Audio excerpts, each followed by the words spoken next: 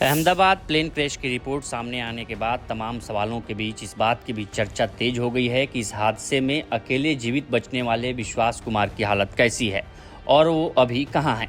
दुनिया में कई लोग उन्हें सबसे भाग्यशाली इंसान मानते हैं, लेकिन 12 जून को हुए एयर इंडिया विमान हादसे में जीवित बचने वाले इकलौते यात्री विश्वास कुमार रमेश के लिए ये घटना एक बहुत बड़ी त्रासदी बन गई है, जिससे उबर पाना उनके लिए बेहद मुश्किल हो रहा है। उनके कजिन ने बताया कि विश्वास अब इस सदमे से उबरने के लिए एक मनोचिकित्सक की मदद ले रहे हैं। दरअसल 12 जून को अहमदाबाद एयरपोर्ट से उड़ान भरने के कुछ ही सेकंड बाद लंदन जा रहे बोइंग 787 ड्रीमलाइनर विमान के दुर्घटनाग्रस्त हो जाने पर 40 साल के भारतीय मूल के ब्रिटिश नागरिक विश्वास कुमार अकेले ऐसे यात्री थे जो जिंदा बच पाए थे।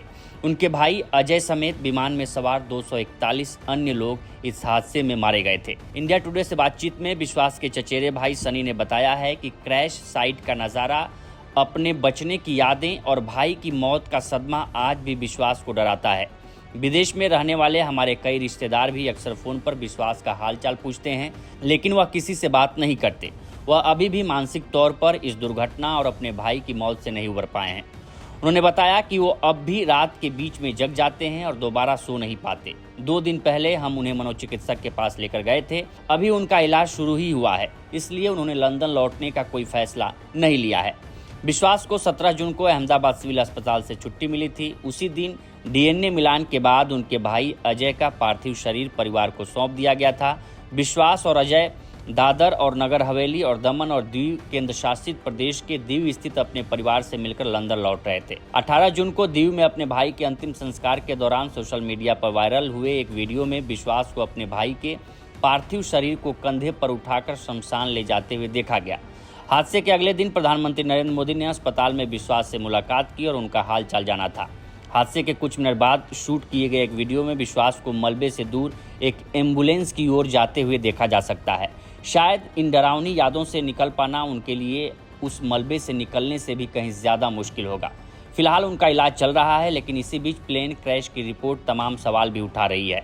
इंडिया टुडे की रिपोर्ट के मुताबिक भारतीय वायुसेना के पूर्व अधिकारी और एविएशन एक्सपर्ट संजीव कपूर ने इस रिपोर्ट पर गंभीर सवाल उठाए हैं। उनका कहना है कि कॉकपिट में वास्तव में क्या हुआ, ये अभी तक स्पष्ट नहीं है। उन्होंने साफ कहा कि कोई भी पायलट इतनी आसानी से मेडे कॉल नहीं देता। इसका मतलब होता है कि हालात बेहद गंभीर हैं और इसमें कोई शक नहीं कि दोनों इंजन फेल हो गए थे, लेकिन कैसे, ये रिपोर्ट उस पर कुछ नहीं कहती। दरअसल विमान दुर्घटना जांच ब्यूरो यानी AAIB की रिपोर्ट के मुताबिक क्रैश से कुछ सेकंड पहले एक पायलट ने 3 बार लगातार डिस्ट्रेस कॉल भेजा।